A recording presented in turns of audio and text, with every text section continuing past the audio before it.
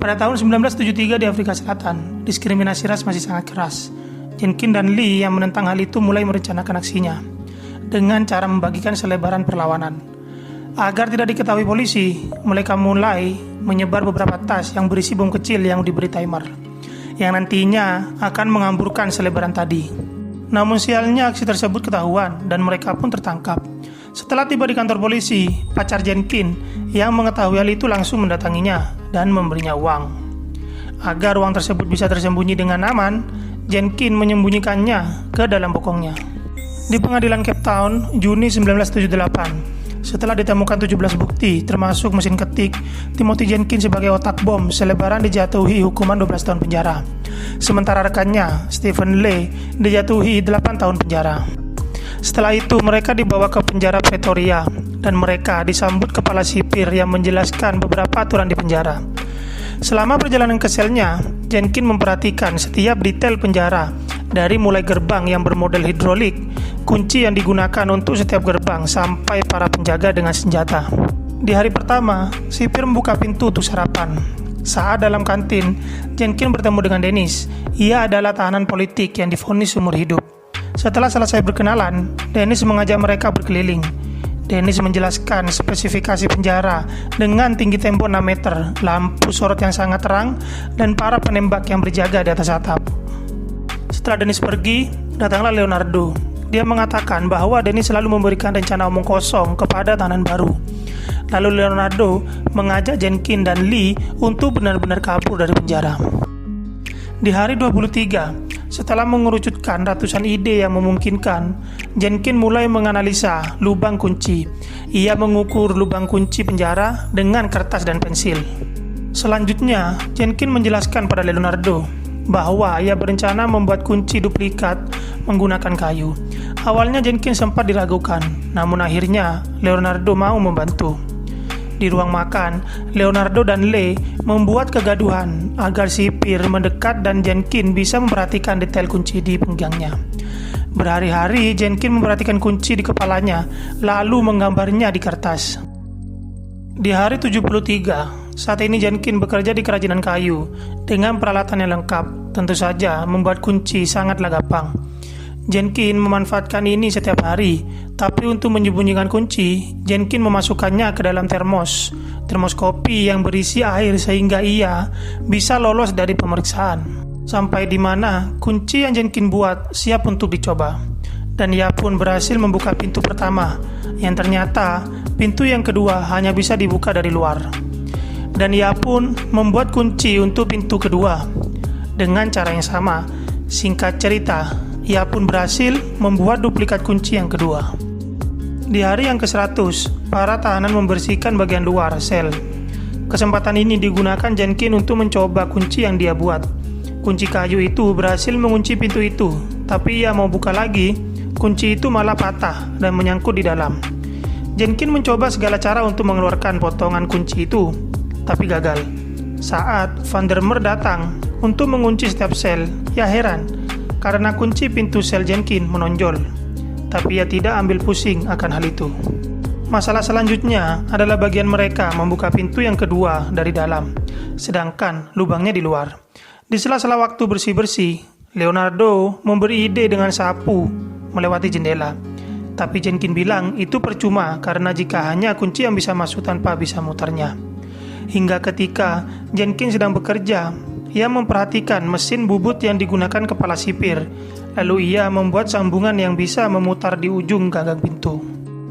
Malamnya, Jenkins menguji alat tersebut. Percobaan pertama pun gagal. Ia terus mencobanya dan akhirnya ia berhasil. Tapi tiba-tiba ia dikagetkan dengan posisi penjaga dari jendela hingga kunci itu jatuh. Jenkins bertindak dengan menempelkan permen karet ke ujung sapu untuk mengambil kunci itu, sampai ia berhasil mengambilnya.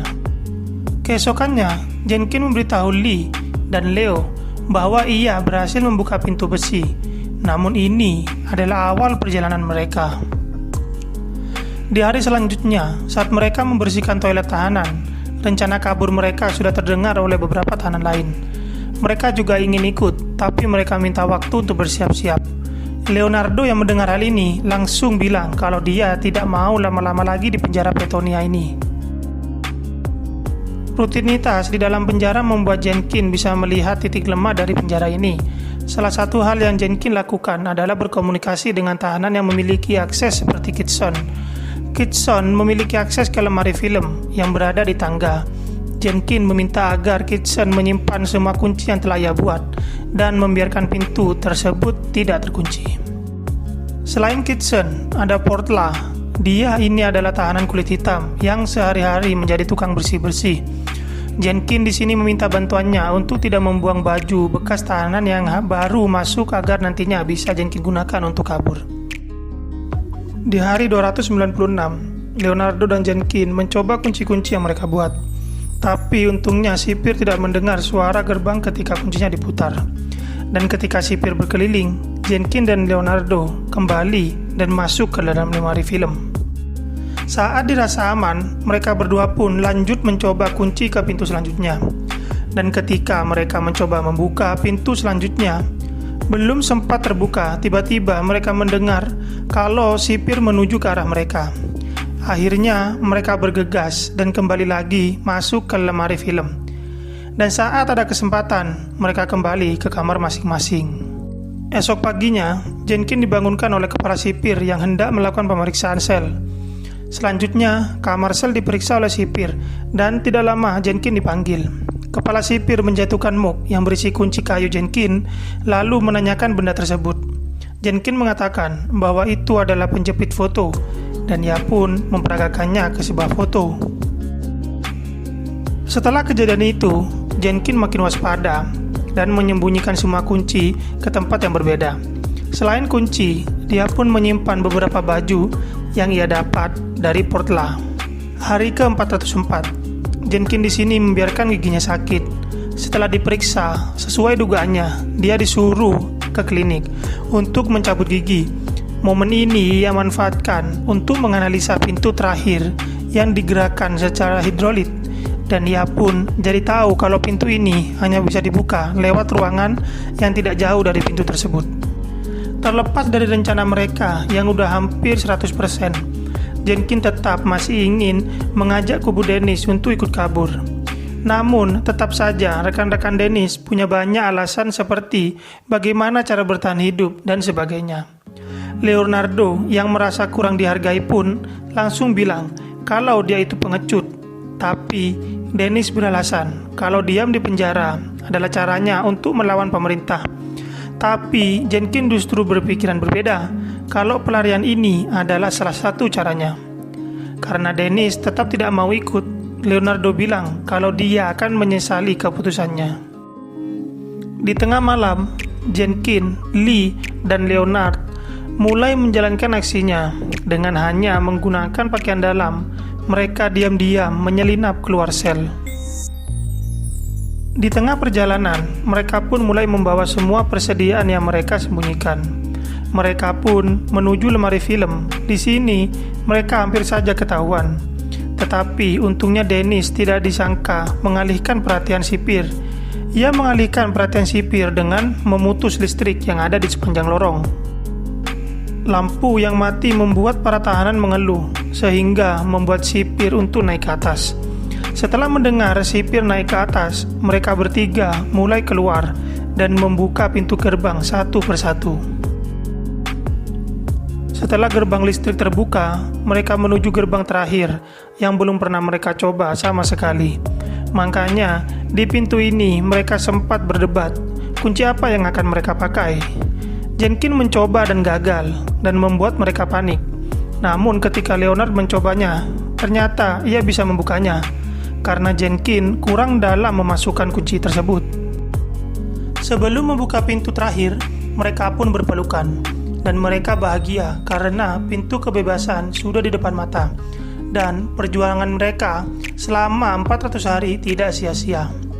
Tapi ternyata, setelah mereka mencoba membukanya, tidak ada satupun kunci yang cocok. Karena frustasi, Leonardo pun membuka paksa pintu kayu tersebut menggunakan obeng yang mereka bawa.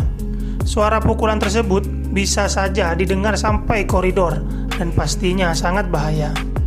Namun, mereka tetap nekat untuk membuka paksa. Dan untungnya, pintu pun berhasil dibuka dan perlahan-lahan berjalan keluar.